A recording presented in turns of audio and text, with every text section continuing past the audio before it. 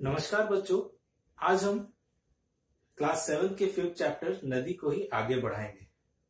पिछले क्लास में हमने नदी से संबंधित कुछ प्रमुख परिभाषाओं को जाना, जैसा कि संग्रहण बेसिन, उपनदी, शाखा नदी एवं जल विभाजिका। आज भी हम नदी से संबंधित कुछ और परिभाषाओं को जानेंगे उदाहरण के साथ, और मैप में भी उस चीज को समझने का प्रयास करेंगे। तो चलिए आज का क्लास स्टार्ट करते हैं और देखते हैं कि किन किन परिभाषाओं को आज हम जानेंगे। सबसे पहला है नदी का बेसिन, किसे कहते हैं, फिर दोआब, तीसरा है अंतरराष्ट्रीय नदी, चौथा है नित्य प्रवाहमान एवं अनित्य प्रवाहमान नदी किसे कहते हैं। तो सबसे पहला है नदी बेसिन। जब नदी अपने उपनदी एवं शाखा नदी के साथ उद्गम से लेकर मुहाने तक एक विस्तृत क्षेत्र में प्रवाहित होती है, उस संपूर्ण विस्तृत क्षेत्र को ही कहा जाता है नदी का बेसिन। अब हम इसे एक उदाहरण के साथ इस मैप में समझने का प्रयास करेंगे।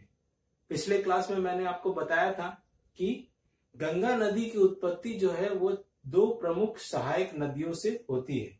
एक है भागीरथी और दूसरा है अलकनंदा।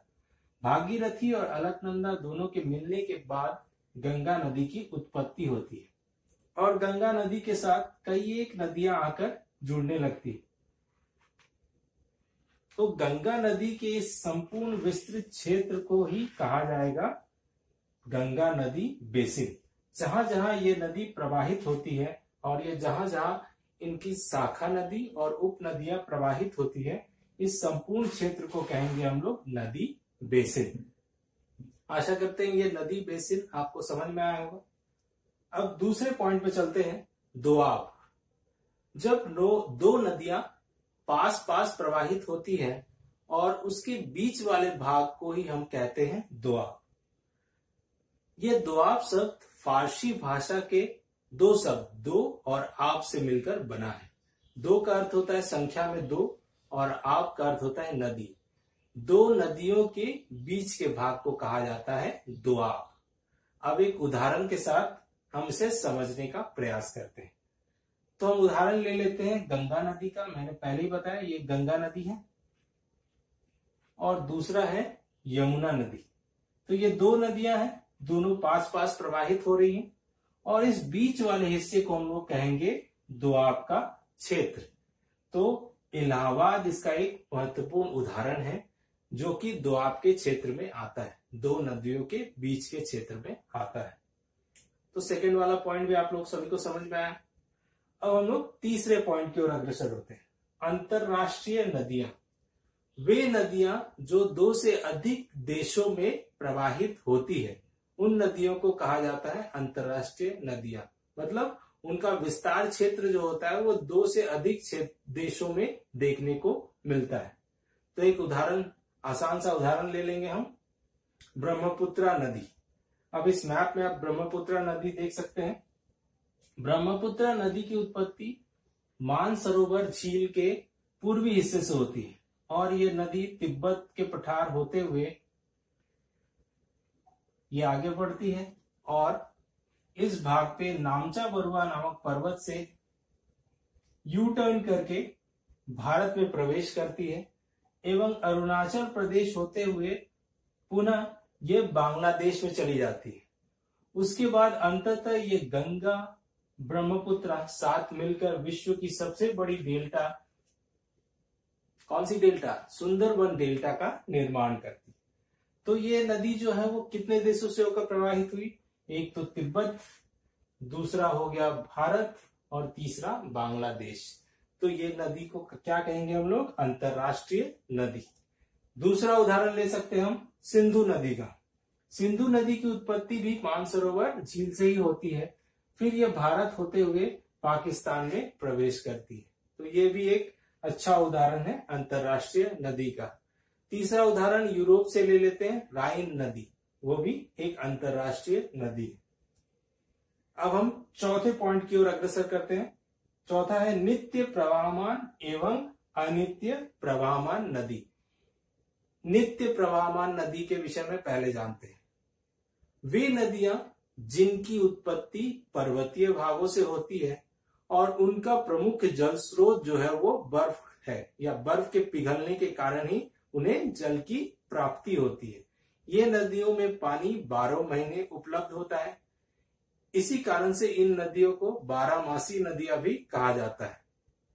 इंग्लिश में इन्हें कहते हैं पेरेनियल रिवर्स। इन नदियों के उदाहरण आप देख सकते हैं यहाँ पर।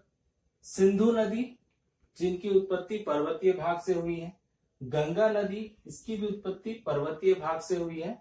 और ब्रह्मपुत्र नदी, इनमें सालों भर जल उपलब्ध रहता है। इन नदियों का विस्तार काफी बड़े क्षेत्र में देखने को मिलता है।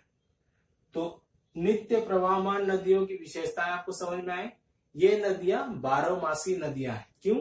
क्योंकि इन्हें जल की प्राप्ति कहां से होती है? बर्फ के पिघलने के कारण।